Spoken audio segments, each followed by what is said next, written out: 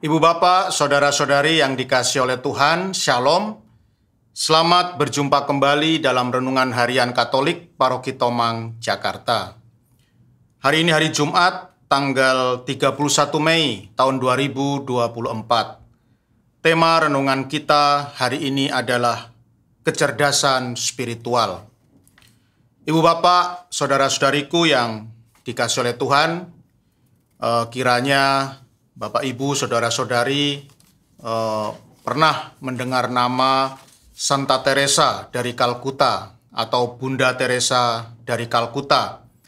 Beliau lahir pada tahun 1910 dan wafat tahun 1997. Dan seumur hidupnya beliau menenggelamkan diri dalam pelayanan kepada mereka yang miskin dan menderita. Kita tahu Bunda Teresa ini setelah dia mengikrarkan kaul kekal, dia diutus untuk melayani umat di kota Kalkuta di India.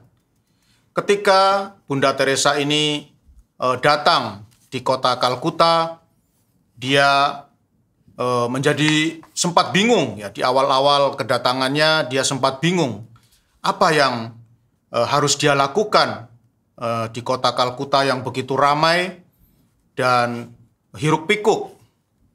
Dan ya karena Bunda Teresa ini dia selalu mengasah kecerdasan spiritualnya meskipun tidak ada orang yang mengarahkan ketika dia setiap hari berkeliling, mengelilingi kota Kalkuta, dia langsung tahu apa yang harus dia lakukan. Kota Kalkuta meskipun sebuah kota yang sangat besar dan ramai, tetapi pada kenyataannya warga kota Kalkuta ini adalah sebagian besar mereka adalah orang miskin.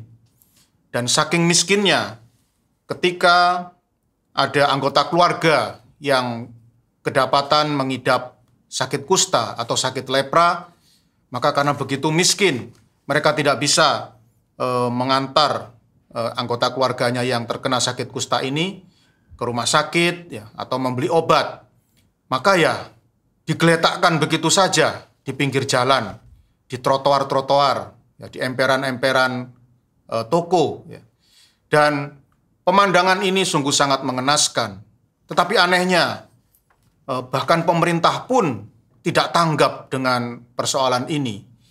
Berbeda dengan Bunda Teresa ketika dia melihat situasi kota Kalkuta, langsung dia tahu apa yang harus dia lakukan. Dia langsung dengan kecerdasan spiritualnya, dia langsung sadar, mengerti apa yang harus dia lakukan di kota Kalkuta. Maka akhirnya Bunda Teresa pun melakukan hal yang sangat sederhana namun sungguh berarti. Dia mulai mengambil atau mulai memapah ya, penderita kusta satu persatu, mulai dari yang pertama dia rawat di biaranya, lalu yang kedua, ketiga, dan seterusnya. Dan akhirnya Bunda Teresa ini pun terkenal bukan hanya di Kalkuta, tetapi di seluruh India sebagai rasul penderita lepra, sebagai rasul penderita kusta. Ya, dan itu mulai dari kesederhanaan dia merawat orang kusta itu, dan sungguh mengharukan karena pada waktu itu sakit kusta ini ya di tahun 50-an sampai 70-an itu tidak ada obatnya. Maka memang hampir dipastikan bahwa orang yang sekali terkena sakit kusta, maka dia ya pasti akan berujung pada kematian. Karena memang waktu itu belum ada obatnya. Tetapi Bunda Teresa berkata kepada semua orang yang dia jumpai bahwa dia pun ya karena dia hanya memberikan perawatan yang sederhana, dia pun tidak berani menjamin, dia pun tidak bisa menjamin bahwa orang kusta atau orang lepra yang dia rawat akan sembuh. Tetapi dia berkata, setidaknya meskipun mereka akhirnya meninggal, setidaknya mereka meninggal dengan mulia, mereka meninggal secara manusiawi, mereka meninggal secara wajar, meninggal dengan penghormatan yang selayaknya. Jadi tidak mati di emperan toko atau mati di trotoar pinggir jalan. Itulah karya sederhana yang dilakukan oleh Bunda Teresa yang berawal dari kecerdasan spiritualnya. Dan kita tahu akhirnya seluruh dunia menghormati Bunda Teresa hingga ia menerima anugerah hadiah Nobel. Dan sampai hari ini warga kota Kalkuta, meskipun Bunda Teresa sudah wafat, sudah meninggal, seluruh warga Kalkuta yang mayoritas beragama Hindu sangat menaruh hormat kepada Bunda Teresa, kepada Santa Teresa. Dan Santa Teresa memiliki tempat khusus di hati orang Kalkuta karena karyanya yang luar biasa. Semuanya berawal dari kecerdasan spiritual Bunda Teresa yang besar. Ibu bapak, saudara-saudariku yang dikasihi oleh Tuhan, dalam Injil Lukas bab 1 ayat 39 sampai 56 yang dibacakan dalam perayaan Ekaristi hari ini, dikisahkan tentang Bunda Maria yang berkunjung ke rumah saudarinya Elizabeth yang sedang mengandung dan memasuki usia kandungan 6 bulan.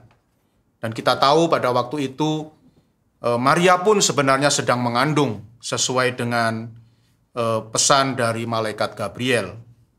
Dalam perikop sebelumnya, yaitu Injil Lukas bab 1 ayat 1 sampai 38, dikisahkan ketika malaikat Gabriel menyampaikan berita, menyampaikan pesan dari Allah bahwa Maria akan segera mengandung bayi Sang Juru Selamat atau bayi Yesus.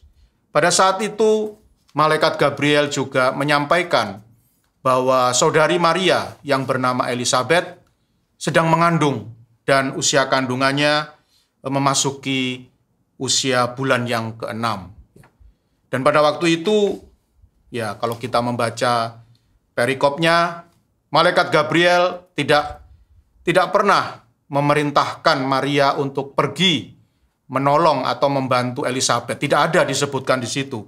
Malaikat Gabriel hanya menyampaikan berita bahwa Elizabeth sedang mengandung. Itu saja.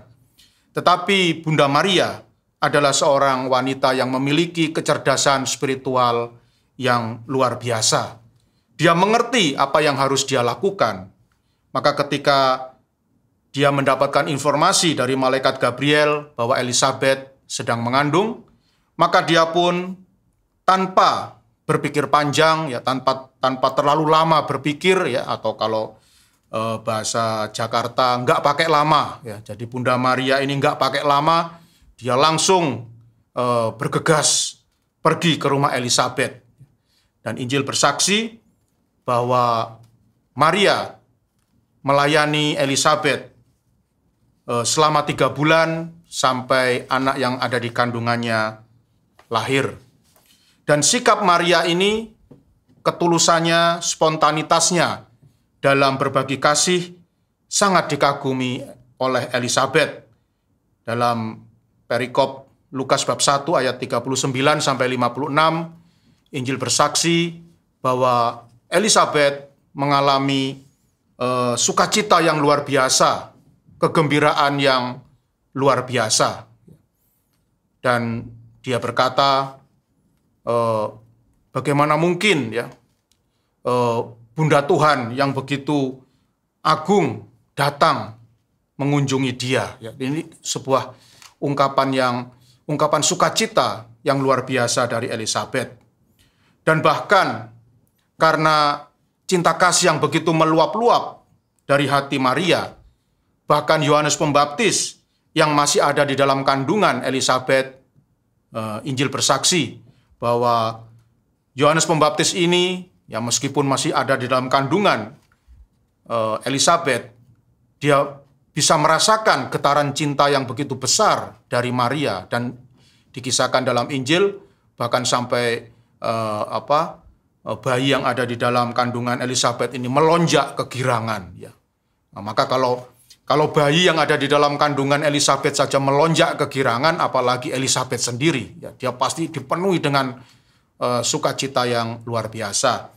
Dan bahkan kata-kata dari Elizabeth ini akhirnya menjadi awal dari doa Salam Maria yang setiap hari diucapkan oleh umat Katolik. Ibu bapak, saudara-saudariku yang dikasihi oleh Tuhan, inilah ya dua contoh, ya, yang pertama dari Bunda Teresa dan yang kedua dari Bunda Maria.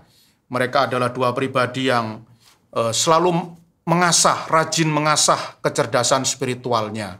Sehingga mereka selalu tanggap, meskipun tidak ada kata-kata yang memerintahkan mereka, mereka selalu tahu apa yang harus dilakukan untuk sesama. Maka kiranya ibu bapak, saudara-saudariku yang dikasihi oleh Tuhan,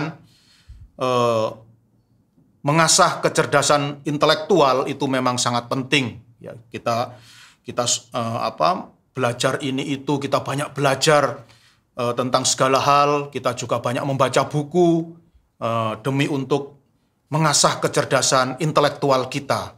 Tetapi ya itu baik ya, tetapi bagi Tuhan mengasah kecerdasan intelektual saja itu tidak cukup, karena kita semua diberi juga kecerdasan spiritual, dan kecerdasan spiritual ini juga harus selalu kita asah dengan banyak berdoa, banyak merenungkan kitab suci, dan dengan belajar untuk membaca tanda-tanda zaman, dengan memperhatikan situasi dan kondisi di sekeliling kita, dan kita menaruh empati kepada segala hal yang ada di sekeliling kita, maka itu bisa mengasah kecerdasan spiritual yang bisa mengantar kita kepada keselamatan.